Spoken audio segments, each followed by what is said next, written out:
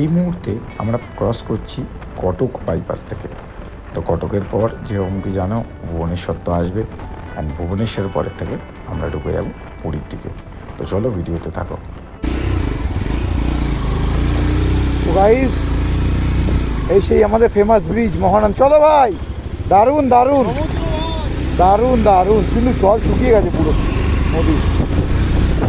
এই সেই famous bridge ঢোকার আগে আমরা সবাই যেখানে যাই ট্রেনে করেও দেখতে পাই ওই পাশ থেকে